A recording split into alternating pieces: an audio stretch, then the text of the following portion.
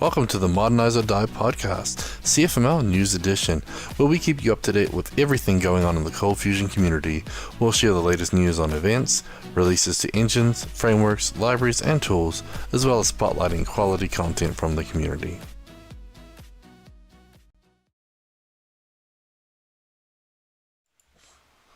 Welcome to the Modernize or Die podcast, CFML News Edition. It is May 25th, 2021, and we're up to episode 105.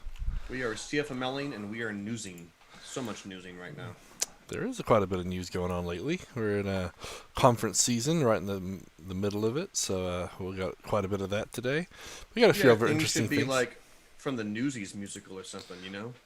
That could be a cool thing. Hey, you want to sing it? I know you've got the musical talent here, because I sure don't. If my daughter was here, she could probably just start dropping songs in that musical. I'll spare you, because I really don't know them very well. Fair enough. Well, if those of you who don't know us, I'm Gavin Pickin, a software consultant for Ortus Solutions, and you are Brad Wood, apparently. Another software consultant for Ortus Solutions, or whatever the title you choose today.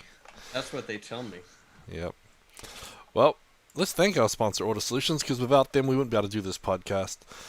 So they make all the cool stuff like ColdBox, CommandBox, ForgeBox, TextBox, and most of the boxes out there. So if you want to say thank you to Ortus for making this podcast possible, there's a few ways we'd recommend you take a look at. One is like and subscribe to our videos on YouTube, so you get notified when we go live. We're trying to hit that 500 mark with our subscription, so we'd really appreciate a like there as well. Also, we have a video service called CFCasts, which we'll talk about some of the new content later, but we have free and paid accounts available there, and there's new content every week. And we also have a few books. The most recent is the Ortus new book, which is 102 ColdBox HMVC Quick Tips and Tricks, which is on Gumroad, and you can grab that right off the bat. Okay, and now we also wouldn't be able to do this without our Patreon supporters, right, Brad? That is in fact correct. Patreon supporters help make this happen. We have 36 patrons providing roughly, give or take, 83% of the funding, and we will name the guilty parties, I think, at the end of the podcast. Yep, and then obviously there's a couple extra perks, which we'll talk about later in the show as well for being a Patreon supporter. If you want to find out more about supporting us via Patreon, you can go to patreon.com/OrtusSolutions. Okay, Brad, let's get into the news. So we've got a new release for TextBox that just got released yesterday. And so that is version 4.3.x, I guess. But what? Yeah, 4.3.x. What? Yep. No. I will now run the command ForgeBox show TextBox inside of CommandBox, and I will tell you what the current latest version is. 4.3.1? 4.3.1. Build 436. Oh. And the bleeding edge is now 440 snapshot. So we released 4.3.0 and 4.3.1 very quickly. I guess.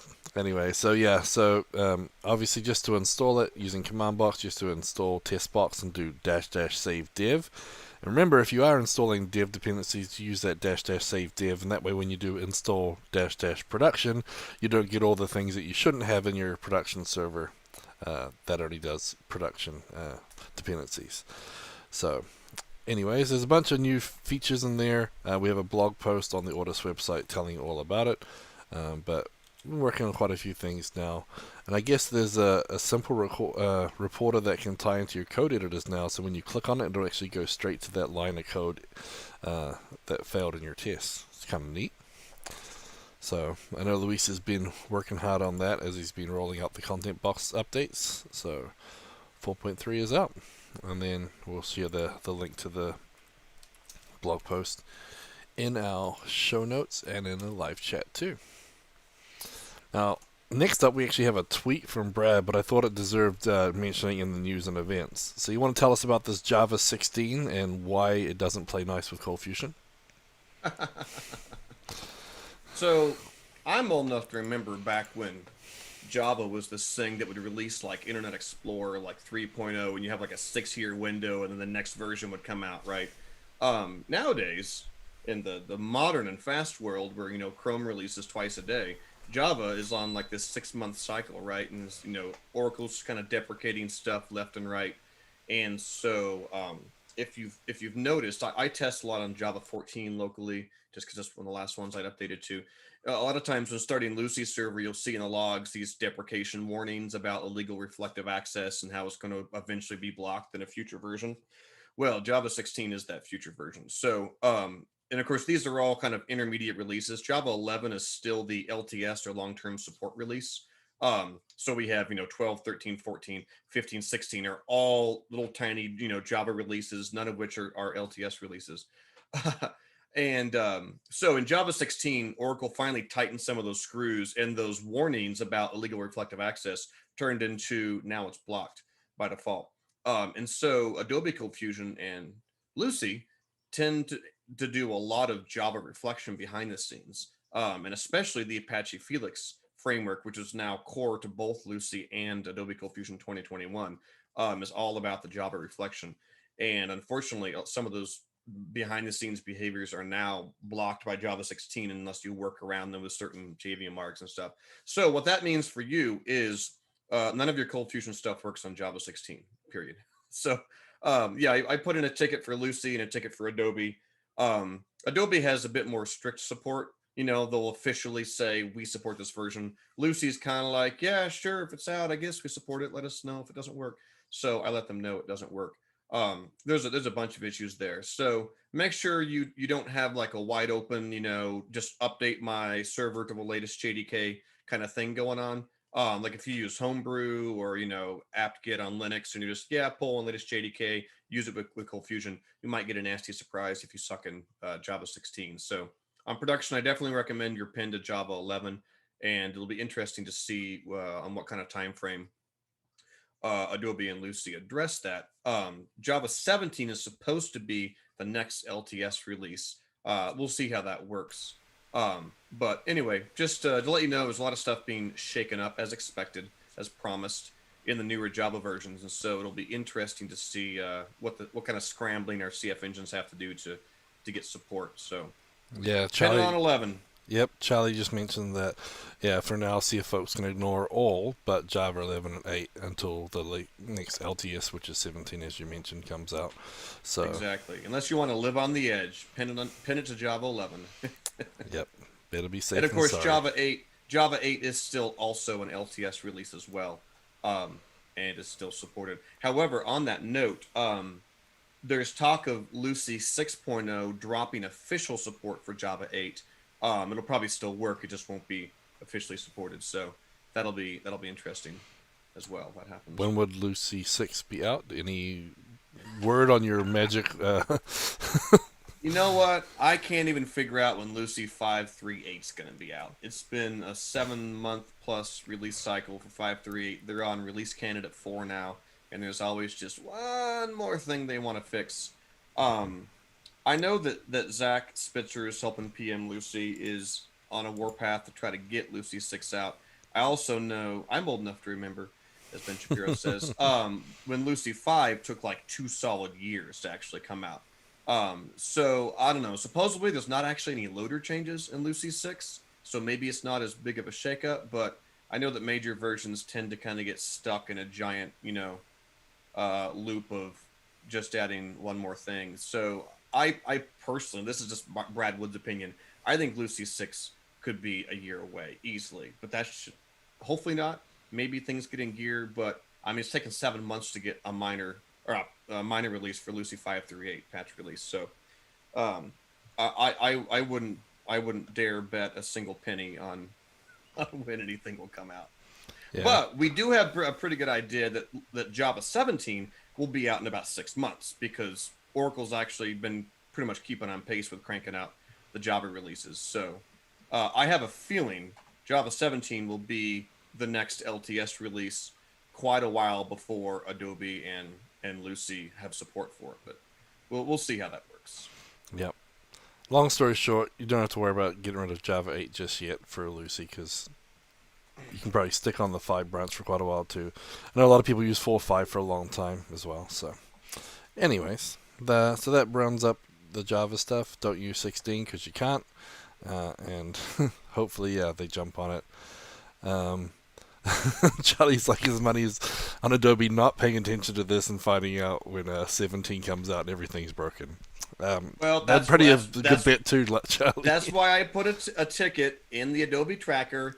I pinged Mark Takata, the new CF evangelist. I pinged Priyank, and I was like, hey, I know it's not official, but I just want to make sure it's on your radar. So hopefully it won't sneak up on them, because Ortus has had clients, government clients, that require them to be on the latest LTS, and they were being pushed actively off of Java 8 onto Java 11 a year or so ago, even though Java 8 was still technically LTS. So hopefully people don't get stuck in a tight spot where Java 17 comes out and some corporate mandate says, you have to use that. They're like, yeah, we can't use it yet. So yeah, for sure.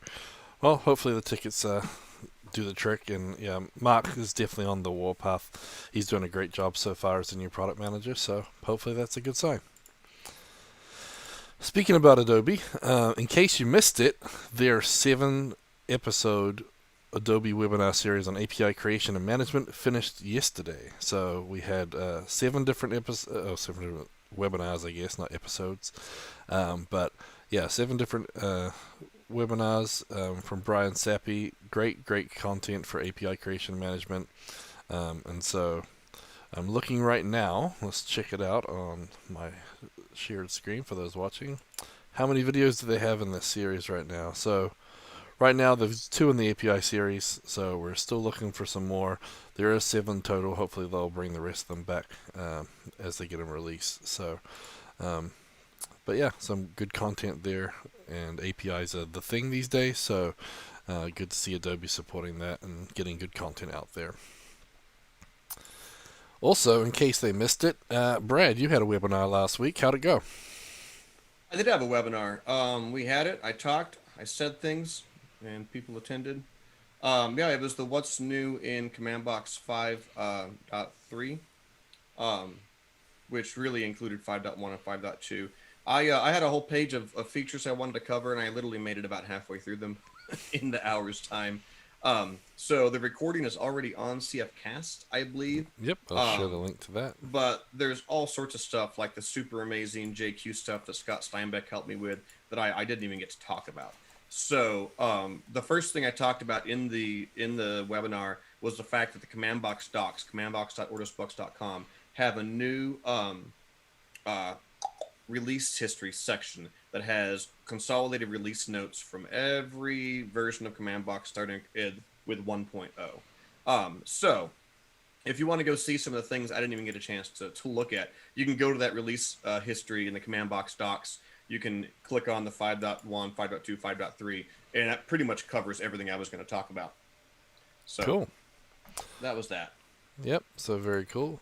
So while you started talking about it already, let's talk about CFCasts. So that's where the webinar is, and if you guys want to check out some of the new features, we actually have it where now when you look at the series, you can see when the videos are going to drop. So let me share my screen for those watching, and you'll see that on the browse. You can see the recent videos. You'll see that there's quite a few from the object-oriented programming series. So we have abstraction, single responsibility, features of good design, code reuse, extensibility, testability, and URML. That was released 7 days ago. And there's your webinar here. But if you go to the series now, if you scroll down and go through the videos, you see when everything was released. But you can also see what is coming and when it is coming. So that's one of the new features on CFCasts. But as you can see, we've got inheritance, public versus private between components, multiple inheritance, soon, and 22. using super. So yeah, so next week we got 4 more videos. So the 25th, that's today, right? So they should be getting 4 more videos today. It is today. I wonder if those are set to auto-publish. Maybe it might be at midnight. Yeah. Maybe. I mean, so CFCast is a bespoke application written by the people at Ortus Solutions. Eric basically kind of has spearheaded all that. I'm not on that team, so I don't really even know how half the code works, but I know it's pretty cool. So yep, it's nice. for sure. They add features to CFCast on a regular basis. Yep. So we got busy with that one. And the cool thing about the OOP, Object-Oriented Programming Series by Nolan Erck, is we're going to have closed captions for that too. So they've been working hard to try and make it more accessible, more friendly. So we've got those videos coming very soon too. And also we have some new series in the works. So what's new with ColdBox 6, up and running with Quick, Logbox 101, and using DocBox. So a lot of those videos are in editing right now, so they should be getting released over the next month or so. So we'll keep giving you the updates every week on what's been released recently and what's coming soon. So that's your update for CFCasts. Okay, let's get into the conferences. It's pretty much wide open conference season right now. A little more information has come out about the Adobe ColdFusion Developer Week. So that's June 22nd to 24th, 2021, and that's online. If you go to their website, which I'll do for those watching, you'll see that they've got some speakers announced there. There is a little bit of a red herring though. So if we scroll down and go to who should attend, speakers, you'll see me, but I won't actually be attending. So they'll be replacing me. I'll be in the South Dakota off the grid in a little place with no Wi-Fi, no cell phone signal. So I won't be there, but a lot of great speakers, as you can tell. Charlie from the chat's in there, Louise, some well-known names like Pete and Ray and Dan and Dave. I mean, they're all well-known. So South Dakota. Yep. Some Is really. where Mount Marshmallow is? Yep, right next to Mount Rushmore. That's where we'll be. So You gonna go visit there? Yep, and Crazy Horse and little town of Custer, I think, is right there too. Beautiful little town.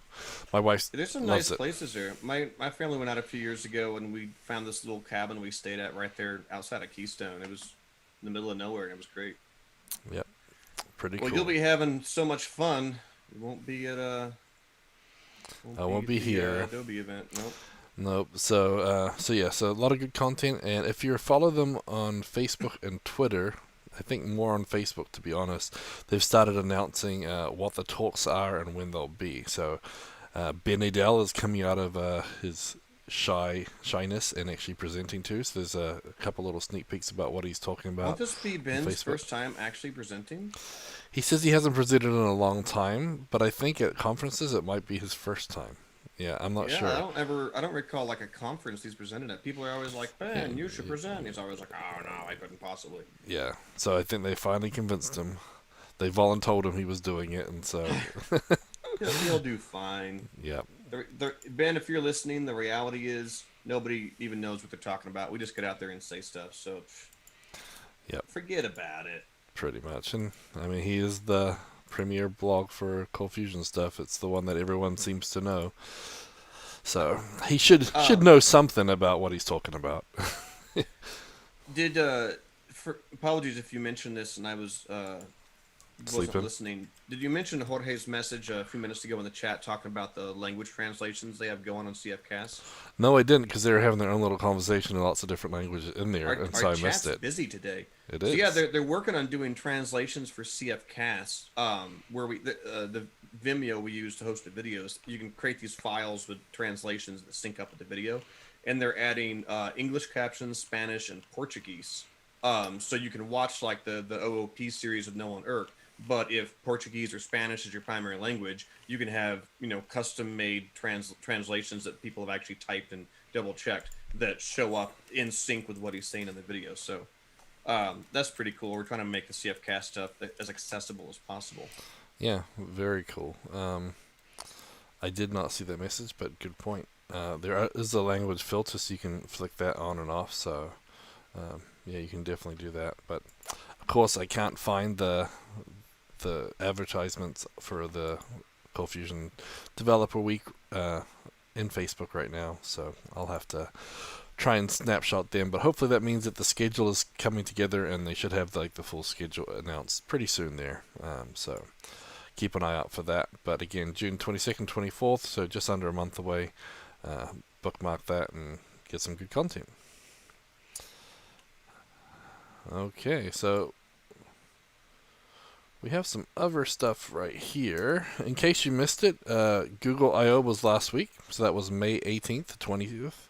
It was online and free for everybody, events.google.com/IO. And this week we have two conferences. So right now, MS Build is going on. So Microsoft's conference, basically they are going May 25th, 26th, and 27th, and then through that, and of course it's not just .NET stuff. They have VS Code, and they've got a lot of great stuff with Azure and everything. So a lot of good content there. They're doing a lot of work with, obviously now they own GitHub as well. So there's a lot of good content there for everybody, not just .NET developers. So you can check that out at mybuild.microsoft.com.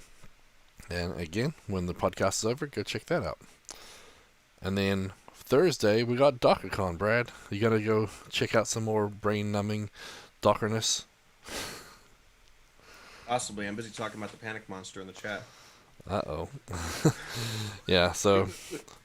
Talking about how people who give talks at conferences oftentimes, put most of them together like 2 days before they actually give it. That's exactly how it works. I said that's 2 days before your prezos and the panic monster wakes up. If you haven't seen that TED talk, Google the panic monster, the panic monster, and the instant gratification monkey. It's a great TED talk. it precisely explains what's happened every time I've ever given a conference talk. But yeah, back to Dockercon, as you said. So May 27th, that's in Dos Dias. Yep, 2 days. 2 days from now. Free, 1 day virtual event. Lots of content there, like you said. Yeah, so lots and lots of tracks. So something for everybody from beginners to experts. Great content. They've got a really good group, and yeah, I can't wait to maybe go to the live one again next year. Hopefully, if they're back. And then for those who are Apple developers and lovers, not you, Brad, the Worldwide Developer Conference is going to be June 7th to 11th. So if you want to check that out. And they do have a Swift Student Challenge this year, so I'm kind of curious what they're going to do in that.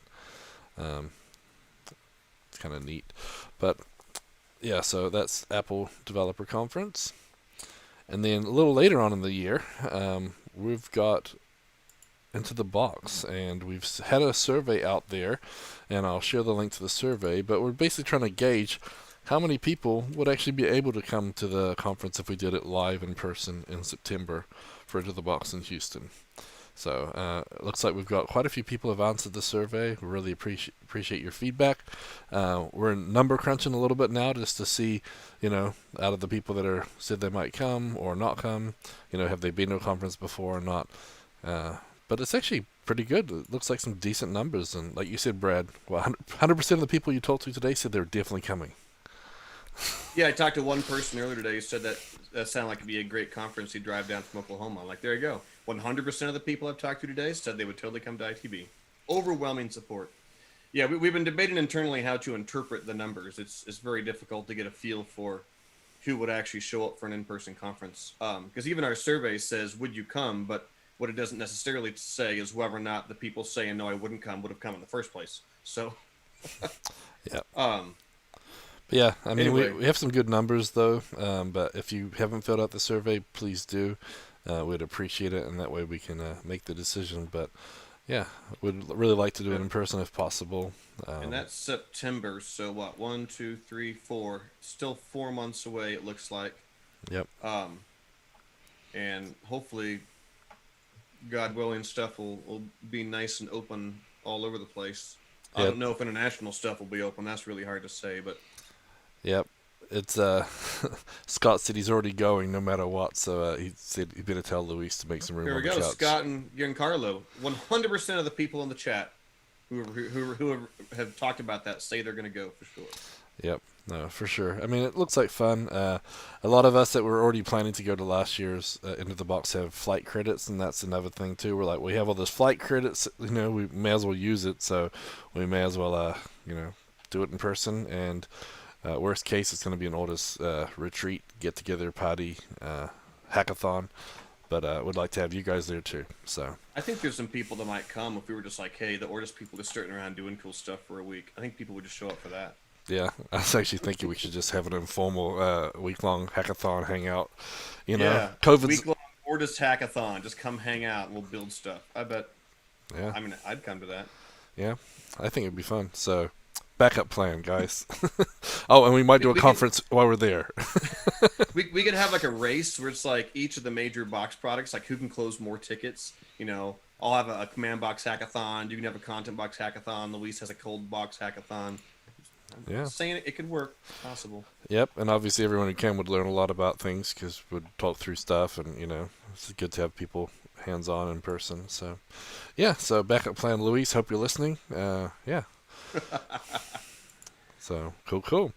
And then obviously we still have Into the Box Latam in December 2021, and I know that they're doing better. Vaccines are starting to roll out there and everything, so it's not quite as open as Texas is, but it's getting there. So they're looking at maybe doing on-site in December as well. So things are going well. Okay, so if you need more conferences in your life, you can go to conf.tech. And Mark Takata, if you're listening, make sure that Adobe's Developer Week is on the site, because you can add CFML conferences to that list now too. So conf.tech, get them signed up. Okay, next up, let's talk about our blogs, tweets, and videos of the week. So the first one is a blog by Adam Tuttle, and his namesake Adam Cameron was actually tweeting about it and stuff. But I thought this was pretty good. Yeah, that's what they call each other. We need to figure out who's older so we know who had the name first. Yeah, I think it's Adam Cameron, but I'm not sure. So anyway, Adam's blog post was called Testing Untestable CFML. He said he spoke at some length on his podcast in February about testing, and he said he's had some realizations since then, so he wanted to share what he's learned. And so the long story short of it was, without a doubt, it was him that failed. It was 100% possible to write clean code, clean testable CFML code and performant tests, but he just got stuck in a mindset, basically. And so that blog is about that. Share my screen for those watching. But yeah, so, I mean, basically something he said that he didn't understand with TDD until recently is the primary benefit, in his opinion, is that when you've written the test with the code, it forced you to write testable code. And that's one of the things I like the most is, yeah, it helps you make your code testable. It helps you make your code better, I think. So that's a big plus for that, right, Brad? Yeah, I agree. Because it points out early on in the process the things that aren't very testable. We talk about this whenever Luis and I do our our TextBox trainings for clients. As we talk about the stuff that's hard to test, and a lot of it boils down to abstraction layers. And of course, you know how I turn every conversation into ColdBox. The fact of the matter is the ColdBox MVC framework is purpose built with testing in mind, and it makes things like redirections. Which, how do you test a CF location tag, right? Guess what? You can test it in ColdBox. We have abstractions around it. So the CGI scope, right? The form scope, the URL scope. These are all things that ColdBox gives you like out of the box abstractions for. And obviously you can build your own, but it always helps when you're starting with a platform that helps you abstract those things. But Yep. I like the direction of this blog post, which is basically the stuff that makes it hard to test. How did he word it? That's what's making your code unclean. Yeah. It sounds like it Yeah. has to go through a ritual cleaning process. Well, refactoring is that, right? So, but yeah, he Yeah, talks about data access objects was his solution to Hibernate. Like basically with Hibernate, you could easily throw all your Hibernate queries and stuff straight in your service layer, and mix in with the business logic. It's like, well, that's not really, data stuff shouldn't be with the logic stuff. And if you put your SQL in through your service or in your handlers, people would say that's unclean, that's not clean code, and it's kind of right. Having a data access object for that helps separate it so you can test it better. And like you said, abstract it, right? Abstract it away. And so, yeah. So he's got some examples in here too. It's using the framework one, but it's good stuff. So it's a really good blog post, and it says he learned it over and over and over again, and then it finally clicked. And I think that's the way it works for most people with testing. You know there's benefits, you see them, you hear them, you understand them, but until they click, you don't quite see the full picture. So, but yeah, so I thought that was a really good blog post by Adam. So, thanks for sharing that, Adam. Then next up, we have a blog post from Luis about TextBox 4.3, so we went over that briefly, but I'll share my screen just for those who want to see the blog post. Those listening, you can imagine. But But yeah, so it's got new text reporters. So the release has been revamped with the text and min text reporters, so you can get a more, more stylized report when running your tests. We also have editor URL integrations. That's what we talked about with VS Code. So now you can actually basically have a link that will take you straight into your line of code, so you can actually see the code directly in your browser. There's quite a few bugs, some improvements, and some new features. So the blog post lays them all out nicely if you want to dive into that and get some more details. But next up, we have Adam Cameron, and they've been started with a Working Code podcast. They have a book club, and he recommended Clean Code by Uncle Bob to the podcast. And so they had 2 episodes. One of them is what started this blog post for Adam. And so he's looking at code smells, and the first he looks at a switch statement. So do you want to explain what a code smell is, Brad, and why it's not the be-all and end-all too? Because I know that's one thing you said about Uncle Bob's books. They're good insight, good things, but if you follow them like as lore, you kind of hurt yourself sometimes. But it's definitely a good guide, right? Yeah, I mean, a code smell is sort of a generic phrase. This means a pattern or something you see in code that kind of makes you go, I don't know if that's quite right. And oftentimes it can be an indicator of maybe more of a systemic problem in how the code is organized. Not always. An example of a code smell could be the law of Demeter, which is if you have, a line of code that has a bunch of dots, object dot object dot object dot getter dot getter dot getter, right? You may be breaking encapsulation with that. But yeah, I have my own opinions on Uncle Bob. He has a lot of books and a lot of material. I had a coworker who once referred to Uncle Bob as an opinionated old man with a blog, which I suppose is also true. I like Uncle Bob's stuff, especially Clean Code. I personally like to take it with like a little tiny grain of salt and then see how much of it I feel like applying. I think Uncle Bob can err on the side of being more pedantic than a pragmatic, but he always has good stuff to say at heart. So, Adam Cameron's blog here is looking at some code that Adam Tuttle wrote and then saying, okay, here's a chunk of code that appears to have some duplication over and over again. This feels like a code smell. What would it look like if we refactored this? What if we made it do this? What if we made it more generic and used the evaluate statement? And of course, at the end of the day, have we actually made the code better? Or maybe you just, push characters around and it's not really more readable. Having clean code usually focuses on readability and just being able to look at it and tell what it does naturally is one of the most important aspects of the code. So it's an interesting exercise. I sometimes see limited benefit in these sort of conversations because I think they can get tedious and sometimes you can waste time with them. Like, for instance, I don't necessarily find the original block of code particularly smelly. I agree. If you look at it, it's got kind of, some repeated stuff over and over again. It also, has like 6 or 7 code paths that can go through, and each one's slightly different. And so it's a switch statement with like 6 or 7 cases. It's kind of what it is. The question is, can you condense some of that down? Yeah. And that was a good point, but the whole thing was, okay, at the end, it might be a little neater, but which one do you like better? And it's kind of an opinion, right? Because, the first part wasn't that bad as far as clean codes goes. It was pretty clean. And so that I just like the approach. And maybe this isn't the exact code that you'll want to refactor in yours, but it sort of looks through the ideas and, and what you might look for when you're refactoring codes. And so, yeah, I disagree with, and maybe I'm just thinking of it differently. I disagree with Adam's paragraph talking about polymorphic handling, because he has an example of what he's talking about using polymorphism. And polymorphism is just an object that can have multiple behaviors, right? So, imagine having a shape abstract base class, and you have 2 superclasses, a square class and a circle class, right? And they both extend shape, and you have a get surface area method, which each of them override. So that would be polymorphism, right? You call circle.get surface area or square.get surface area, and they each have their own, behavior that they've added to the base class. Adam talks about polymorphism, but in his example, it looks like he's just talking about wrapping it inside an additional function. See, I think, in my opinion, that would be worse. That would be more of a Java way, because you would end up with like a base operator class, even like 7 subclasses with 7 overridden methods that then just move that one line of code into a separate method. I think you'd end up with like 4 or 5 times the amount of code.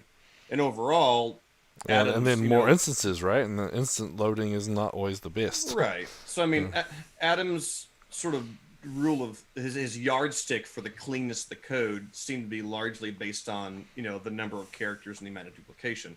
And I also don't want it to turn into code golf. So it's like, I appreciate both of them, especially the like really nice clean API of just having an operation method that behind the scenes encapsulates everything. But I also like to be really pragmatic about the fact that this is ColdFusion, not Java, and there's 7 different operations in a case statement with 7 cases or whatever the number is. I'm like, I don't know. I don't know that it would be any better to turn that into 6 or 7 or 8 different classes all extending each other with overriding methods just to be able to throw the word polymorphism at it. Yeah. And the good thing is here, he's hoping someone reads this and says, aha, all you need to do is this, and it becomes a much slicker solution. Because he said, like, it looks more pure now, but now it's less clear, so it's, it's a process, right? You kind of like normalization of a database. You normalize until it hurts, and then you back it up until it's good. Yeah, because Adam's code golf sort of example that's like, what's the least amount of code, is actually a bit harder to read because he's using the evaluate function. He's dynamically creating expressions on the fly. And he even talks about that. So, I mean, if there's a good takeaway, and I think this is really Adam's overall point, is think about your code and think about, is this, the cleanest way to write this? And as long as you can say, this is a clean way to write this, and this makes sense, people can look at this, they can maintain this, I think that's a win. Yeah. So it's kind of a cool thing that he went through like 4 or 5 different ifs. What if I did this? What if I did this? What if I did this? Kind of different approaches. Yep. And at the end of the day, you and your team can look at him and you can be like, oh yeah, this one really is the cleanest, even though maybe it's a few more lines of code or vice versa. Yeah, like I said, the process is a really big takeaway for me from this, and it's thinking, okay, this is how Adam approaches. This is the sort of the process he'll go through, and you get stuck in your ruts doing your things your way. So I like seeing how other people work and think, and that's why I like looking at Ben Adele's stuff, because he thinks of it a bit differently, and it makes me think, oh, I didn't think about it like that, and then that's when you learn, right? Mm-hmm. Bit of challenge, bit of growth. I wouldn't want to have this much discussion with a programming team about every single function on the code base, but having discussions like this on occasion with example functions, I think is a good exercise. Yeah, for sure. And that can be done a lot of, not pair coding, but just, like a group coding session where you have a projector and one person's typing code and you go through these kind of discussions with the team. Yeah, we used to do that JavaScript meetups. We'd do a code coder and look at all the different ways we could do it and why you would do something and whatever, that type of approach. Yeah. So, well, speaking of Ben Adele, we have a blog post from him. And if you've been following along with Ben, he's been working on this email system, and he's up to part 15. If Roman numerals are right, yep, 15. So using ColdFusion custom tags to create an HTML email DSL in Lucee. So what he did is help build one for his work and vision, and then now he started using it on his blog. But now, because he's using this to output blog content, he's having to worry about user-generated content instead of before, which was all automated content from their system. So now he's trying to figure out, okay, well, if they're using Markdown in their comments, which gets published via email to subscribers, I've got to be a little more careful. And so this process is like, okay, so what do I do? So he's got an option 1, do nothing, leave it alone. Option 2, wrap it into containers and use a style tag. Now this I thought was pretty cool. So he basically puts everything in a div for the HTML comment, and then his div basically, kind of does a reset. So just like Bootstrap resets everything, he has a whole bunch of styles here that'll reset all the content back to what he wants in it. So it was pretty interesting. And then option 3, transpile into a custom tag DSL. Now this is more like Ben's style. He's been in a lot of custom tags lately, so sort of walks through this approach. He says it took him a week to get it working, so thanks for sharing all your struggles there, Ben, because it would be kind of tricky. But he actually passes it into XML DOM using HTML pass and tag islands. Oh man, he really went to town with this one. So As usual, really nicely laid out, spelled out content. So yeah, I thought it was kind of neat. Like I said, again, looking at different ways to solve a similar problem. Like I would have never thought to have something like this, for user content on my blog. You know what I mean? So I like the way that people solve problems. And so if you guys want to see how he's doing that, or the whole series is really good, to be honest. And for those of you that hate custom tags, I think there's some pretty big wins for using them in that series, because they've definitely got their place. So yeah. Next up, we also have a tweet from Brad, which we already talked about. So the Java 16 is out. Yep. So we don't need to cover that one in too much detail again. So if you missed it, rewind a little bit and go listen to Brad give a spiel on Java, LTS versions, etc. And then next up, we have another one from Adam Cameron. This one might be a fun one for you, Brad, because I know that I saw it, but I honestly didn't click on it. I never read it. I could imagine what he probably said in it, so I just kept scrolling on Twitter when I saw it. Yep, so Adam's other blog was, I played the game. How long will it take me to find a new bug in ColdFusion again after a few years? And the answer he said was about 2 minutes. But yeah, so he basically walked through. And again, this one is, again, not one that you need to follow the content for the content itself, but sort of the process. And so he was looking at something which is new in CF 2021, which is the REST operator. So have you seen this one, Brad? So basically, if you have functions. Yeah, I'm familiar with it. Though honestly, I read the stuff about it on the pre-release, and I'm familiar with that operator. I honestly haven't used it. I don't think Lucee supports it yet, and I don't really do any development on Adobe. So, other than kind of shrugging and going, "Huh, that's interesting," I really haven't done much with it. It's sort of like, it's kind of like argument collection, but a little different. Yeah, so basically you can say, I have an argument of string, and then anything else that gets passed in there, put it into a struct, essentially, or an array, sorry. And so, in this example, for those watching, they pass in a string, and then they pass in 1, 2, 3, in all different formats. So you can pass a number 1, the word 2, and then an array with the word 3 as the second, third, and fourth argument. And then basically it puts them all into the second argument, which would be X in this case, because that's what we named it. And so, it allows you to have maybe some search criteria where you have a bunch of different things. You don't want to spell them all out, or you don't want to create like a search criteria class or something. Basically, you can just use, a REST operator. And then, as Charlie said, the REST and spread are very compelling to people coming from other platforms. Basically showing that CFML is more modern than people may realize, because that stuff has been pretty cool in JavaScript. That's where I've used them before, so that's kind of nice. I don't know about that. People say that, not to hate on Charlie. I love you, Charlie.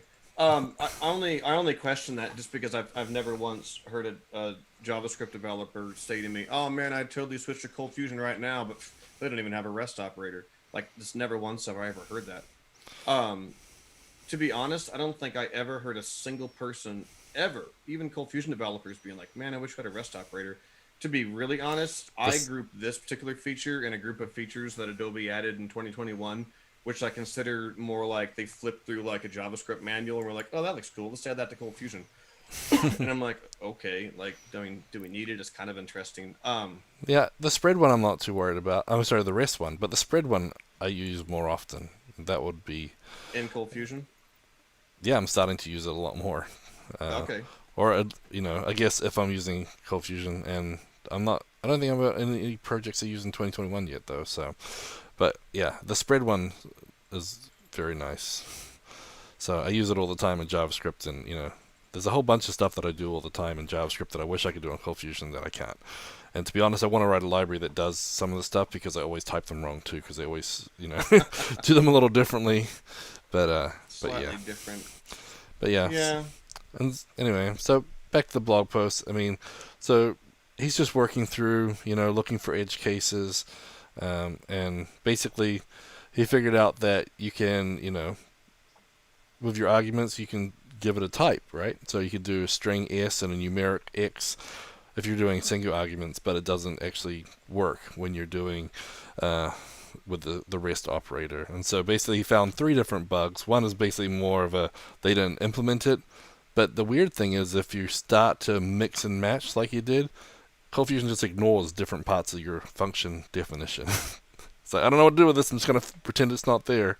And that stuff's really what usually irks me. Throw an error if it's not right. Don't just ignore it and do nothing with it. But anyway, so again, I like the edge case type thinking.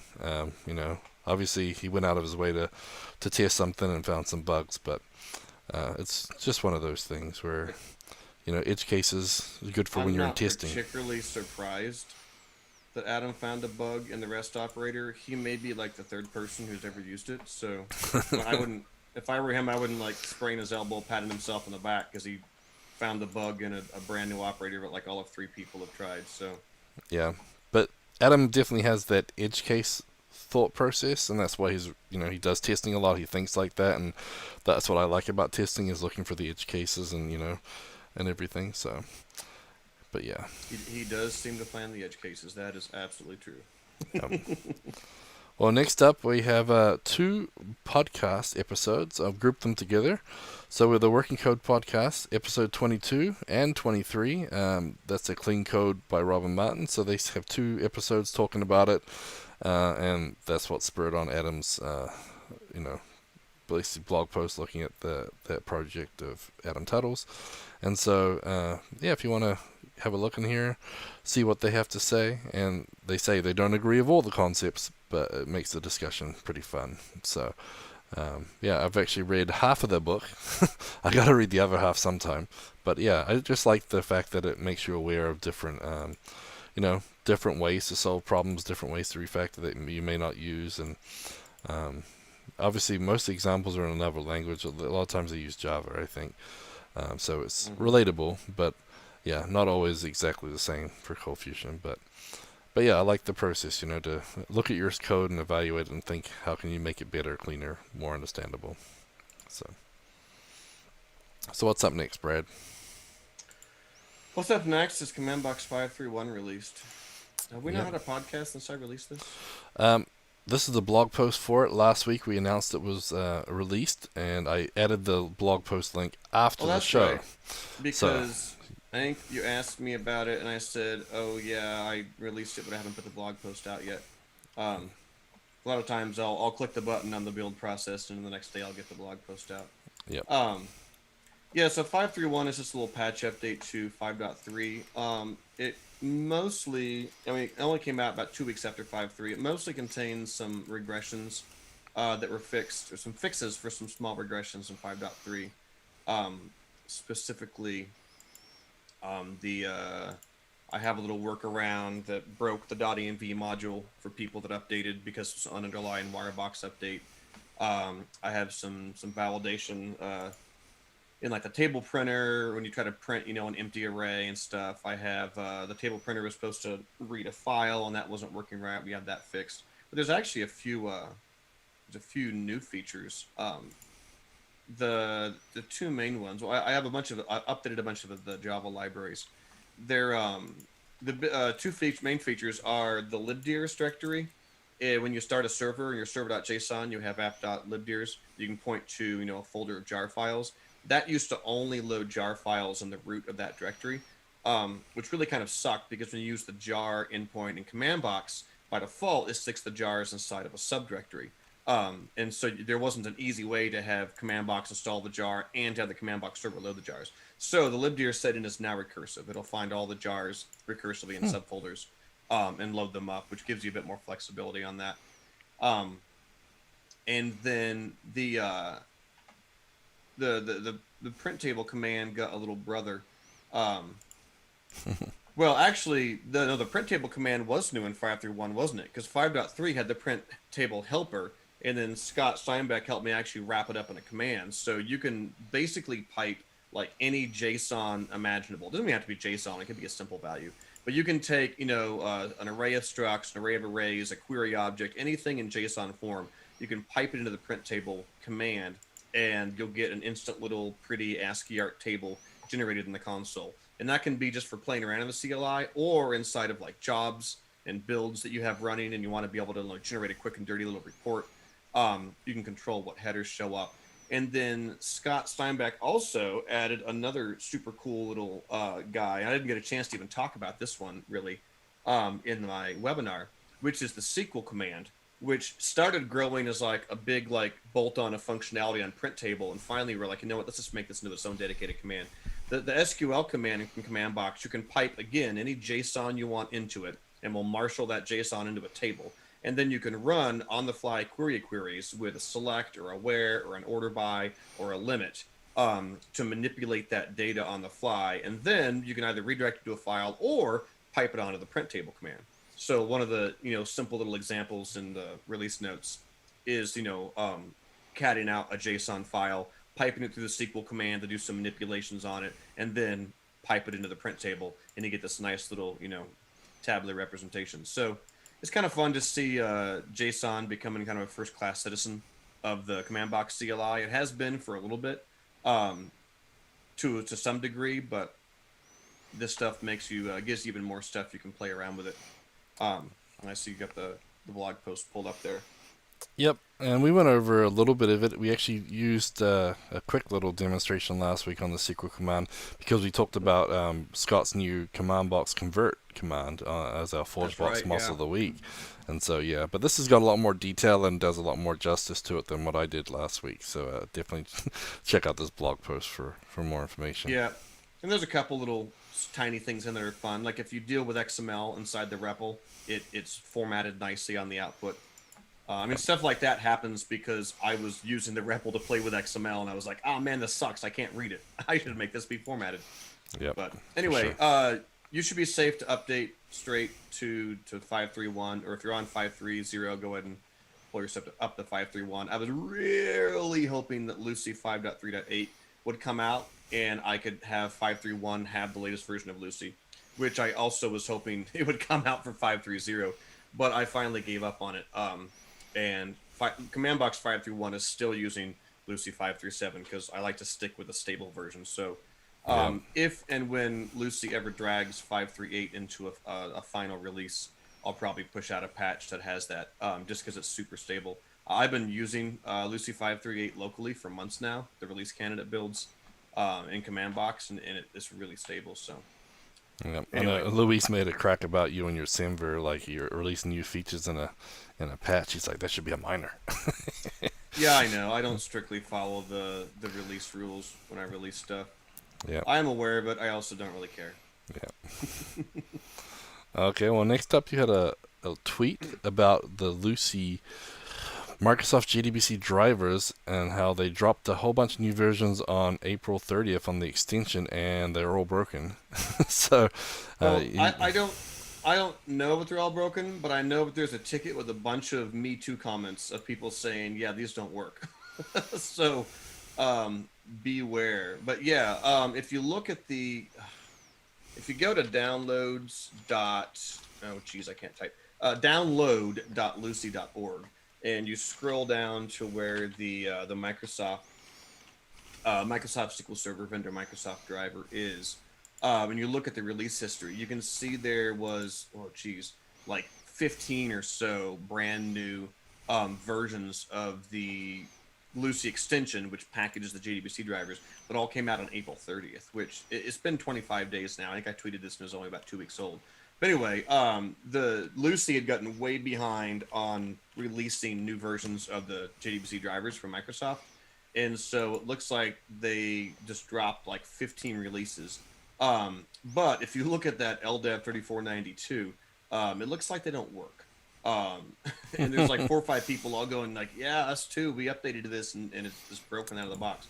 It's a little disappointing to see that those releases are almost a month old at this point, and there is what I like to call zero response from anyone at Lucee going, oh, hey, our bad, let's pull these releases or fix these releases or acknowledge that we put out like 15 totally borked releases.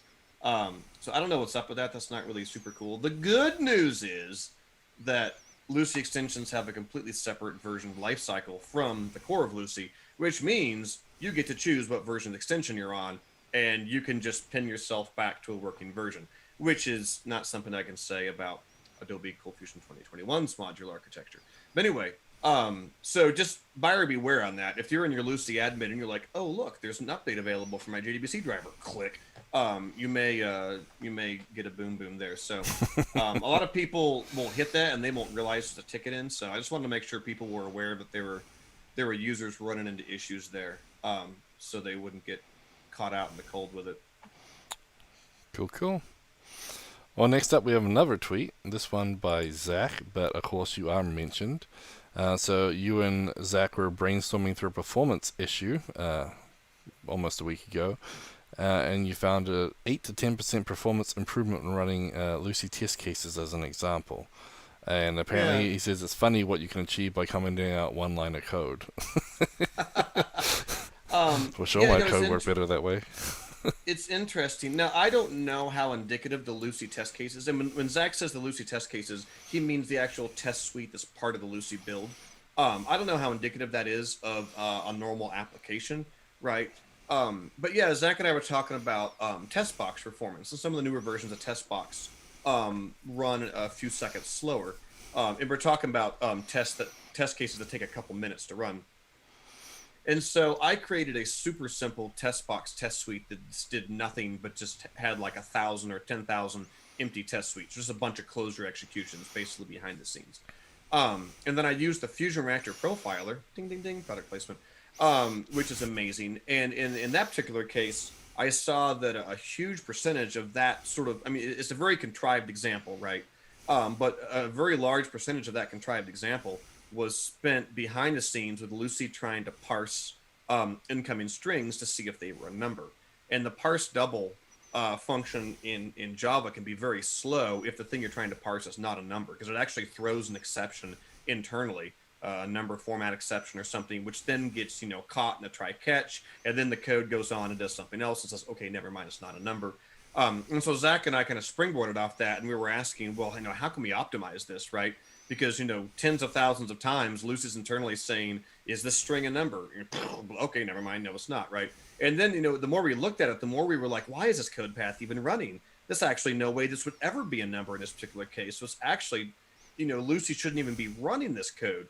And then from that, kind of doing a bunch of, if you look through the comment thread, Zach just commented again this morning, Zach found several different code paths that he could optimize based on common use cases that allowed Lucee to more quickly say, yes, this is a number, no, it's not, because there's a lot of behind the scenes stuff, and part of it has to do with the fact that you can dereference structs and arrays using the same syntax in Lucee. I tweeted about this the other week. Bracket notation and dot notation works the same. So you can have myArray.3 and it'll give you the third index, right? So behind the scenes, Lucee has a lot of like, oh, they want to dereference this object. Is this thing a number? Yes or no? And then it decides, how to deal with it.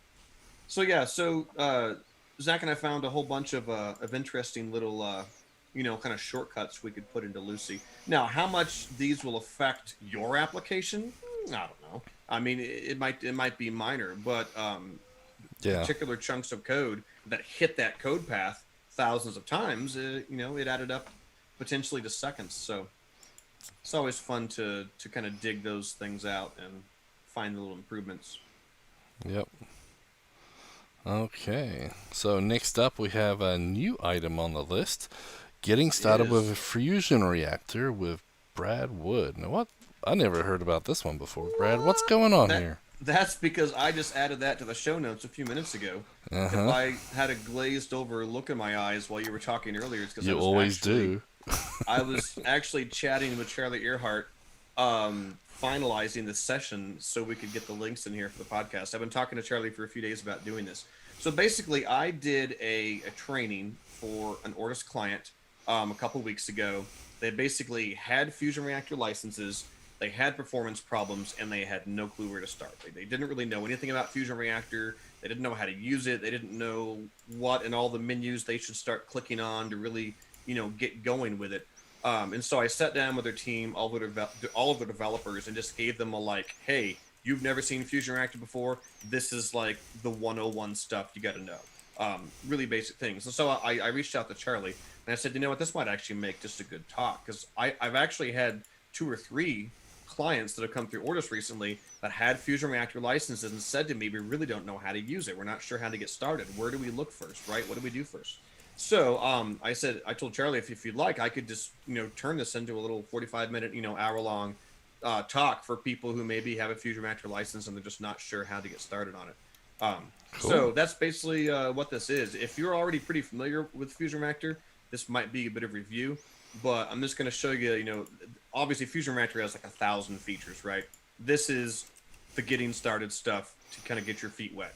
How do you view running requests, your request history? What are your slow requests? How many database calls do your requests have, right? How many CFHTTP calls do your requests making? Why is this request slow? What is this request doing when it runs for 30 seconds? Those are the things that I'll cover. So that is Thursday, June 3rd at 12 p.m. Eastern time. So coming up in like, what, a week and a half or so? Actually, no, it's just like a week and 2 days. So. Yep, very cool. Yeah, like I said, that might be a good review. Obviously, Brad uses Fusion Reactor all the time, and he's pretty dang good with it. So I will be tuning in, or at least watching the recording, because I probably need a refresher or 3. So I know that Charlie probably has some good Fusion Reactor ones on the Online CF Meetup as well. But it's good. Yeah, it's and good Charlie to also fresh. mentioned that Fusion Reactor's website also has several getting started webinars. So it's something that's been covered before, but given the number of people coming across my desk saying we just don't know where to begin, it seemed like it'd be worth covering again. Yep, for sure. I was going to say, because Charlie, it seemed like every couple of conferences he would do a Fusion Reactor session, and obviously Dave Tattersall and them would do it, and they're always got a booth at most of the major conferences. But yeah, it looks like a good session, so cool. Thanks for hosting, Charlie, and thanks for doing it, Brad. Okay. Next up, let's find a job. So we have over 130 ColdFusion positions listed since December, so that's pretty nice. GetCFMLJobs.com is the site we usually use to recommend those job listings. Let me share my screen for those watching. And as you can see, we have 4 new ones right now. So we have ColdFusion Developer in Fort Washington. We have a ColdFusion Developer at Crevecoeur. That's probably mispronounced that really badly. Looks French. Wait, but it's in Missouri? Yeah, so I grew up in Missouri. I've never heard of that place. Huh. Maybe I'm it's also up north. looking for a ColdFusion developer in Bangalore, Karnataka, and also an application developer in Mumbai, Maharashtra. My Indian pronunciation is terrible. I can play some cricket, that's about it. So Overland Park, Kansas is just a few minutes from me. I'm curious if that's a company I know. I know most of the places doing Click and have a see. ColdFusion Practice Kansas match. City. Documentation, engineering, deploying of the web application. Well, that's So- down in Missouri. But long story short, Get CFML Jobs is a great place to go if you're looking for a job, or if you have one that you want to post. You can post it. It's no charge, completely free, and they do scrape a lot of the major job sites as well. And then we are also looking for another developer for Ortus Solutions. So if you guys are looking for a position, we have some job listings and some needs. I think that's under About Us Careers. Let me share my screen for those watching.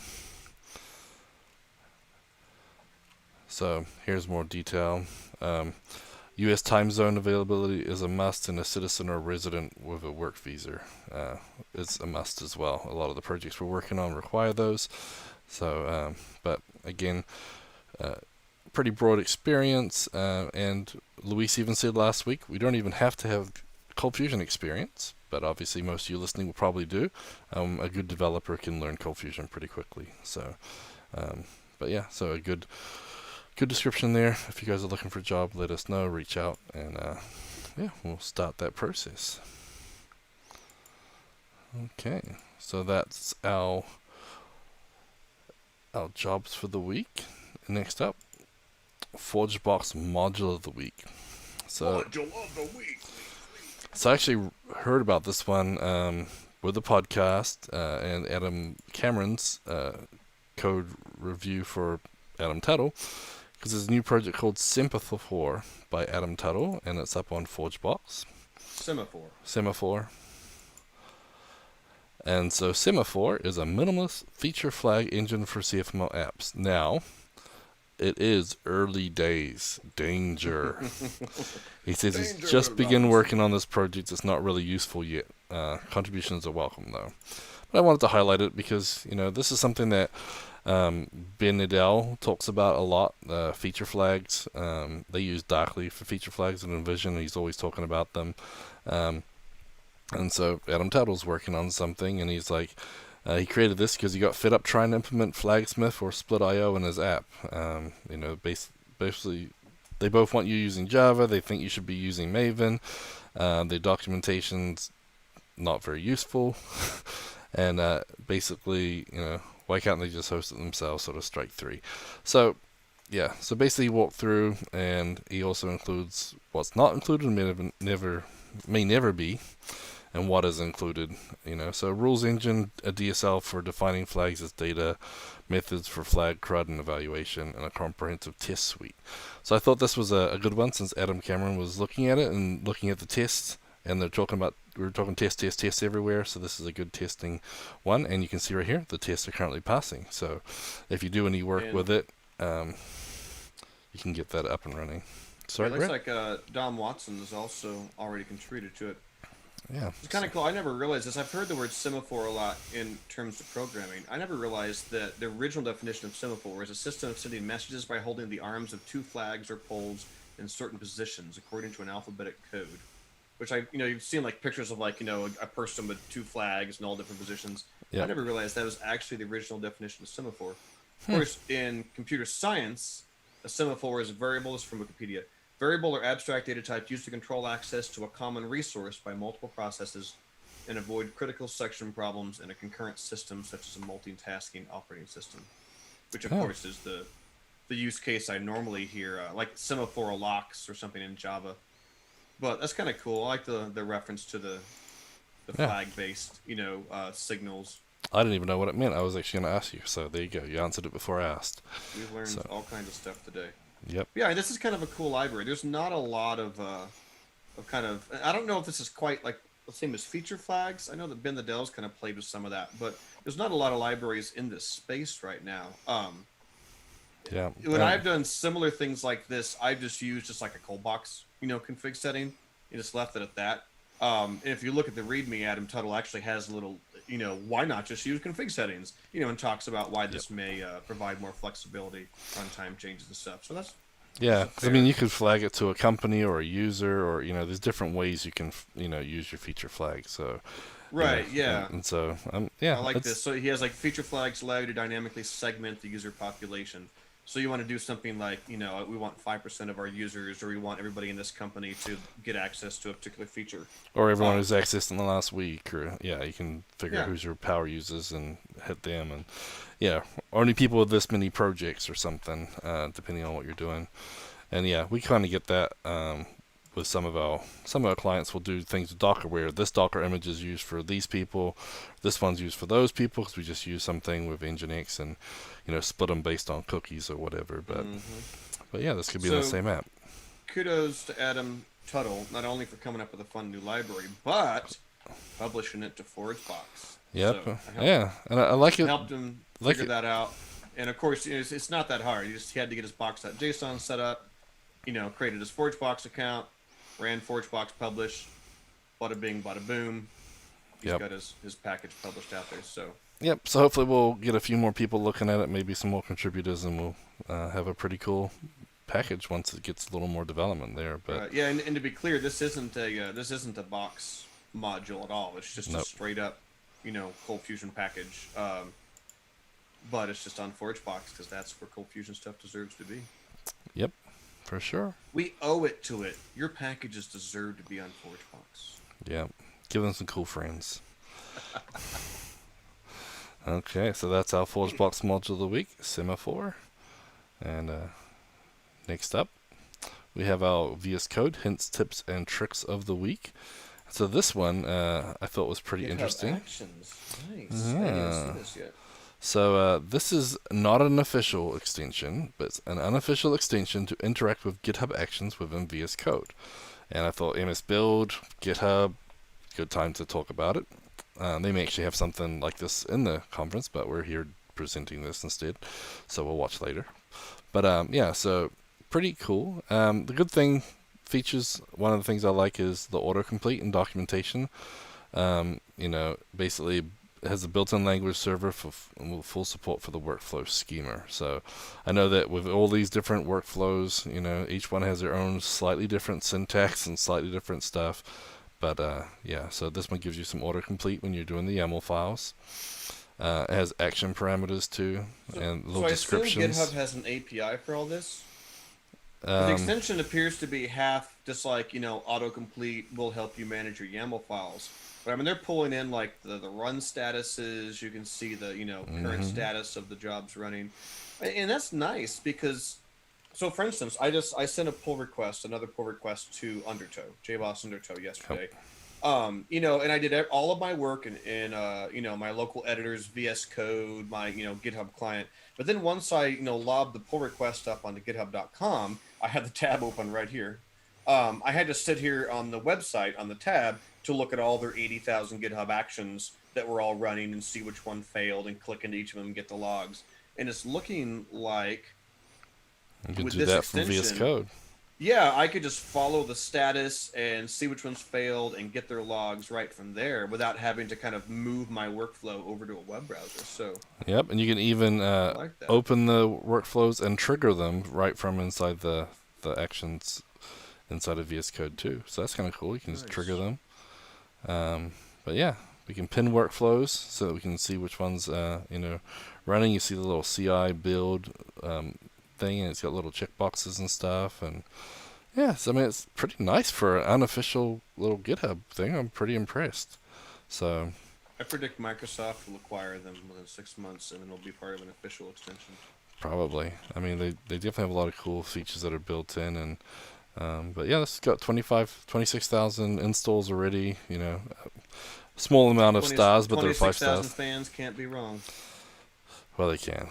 We've proven that we've proven that with politics and the sports and stuff. But anyways, so that's a really cool idea. I like that. It's funny. Like I've started to use GitHub Actions more and more, and like not once have I thought to myself, "Man, I wish I could view these right here in VS Code." And then seeing this, I'm like, "That's genius! Why didn't I think of that?" I know. I'm like, I wonder if GitLab has one. I'd be using GitLab a lot more. I should check that out. Exactly. Yeah. I mean, how many times have I had the GitLab tab open, and after I commit my code, I got to switch over to GitLab and find the pipeline and hit refresh and watch the console logs. Like that's why I have more monitors. Why am I not just doing that right inside my IDE? Yep. Nice. Exactly. So. Yep, so that is our VS Code hint, tip, and trick of the week. I will share these links to the ForgeBox and the VS Code hint tip right now in the chat for those who want to check it out before waiting for the show notes to post. But next up, our final thing of the day is our Patreon supporters, where we get to thank them. But you want to tell them about some of those perks we added, Brad? What makes it cool to be a patron? Perks for you. Right. So to kind of help consolidate, some people might say, well, I want to give on Patreon, but I'd also like to get a CFCast subscription, things like that. So if you are a Patreon supporter of a bronze level and up, you automatically get a ForgeBox Pro account, which I don't have the price off my head, but that's a paid account. You get a CFCast subscription. You get both of those if you're a bronze or higher Patreon supporter. So you can kind of combine those together, support one thing, and you get the perks for the other stuff. All Patreon supporters also have a profile badge in the community website. So that way, when you post on the Ortus community, and that's community.ortussolutions.com, you ask questions, you answer questions, you can have a little badge by your name that signals to everybody, hey, I'm extra cool, I'm a Patreon supporter. And Patreon supporters have their own little private forum access on our community website as well.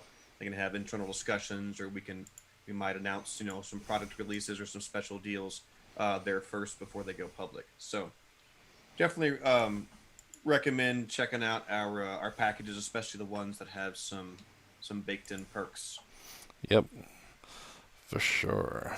Okay, Brad, I think it's your turn to read the beautiful people's names, and the other ones too. and the not beautiful people. All right, thank you to our Patreon supporters: Don Bellamy, Eric Hoffman, David Bellinger, Gary Knight, Giancarlo Gomez, Jonathan Parrott, Mario Rodriguez, Jeffrey McGee of Sunstar Media, John Wilson from Synaptrix, Yogesh Mathur, Joseph Lamry, Ben Nadel, Brett DeLine, Carl Von Stetten, Charlie Earhart, Dan Card, Daniel Garcia, Didier Lesnicki, Edgardo Cabezas, Jan Yannick, Jason Diger, Jeff McLean, Jeremy Adams, Jonas Erickson, Jordan Clark, Kai Koenig, Laxma Tirohado.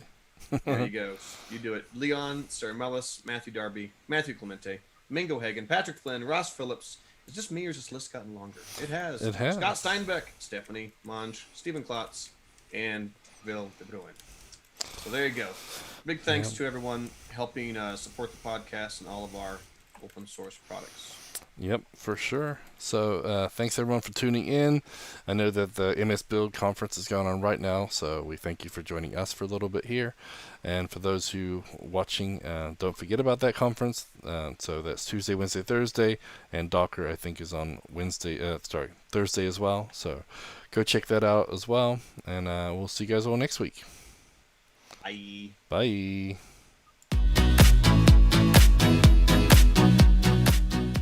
Show notes for this episode can be found at cfmlnews.modernizeordie.io, where you can also subscribe to your favorite podcast player like Spotify or iTunes. We also have the link to YouTube to find more videos just like this. The music used in this podcast is under a royalty-free license from Sound.com and Blue Tree Audio.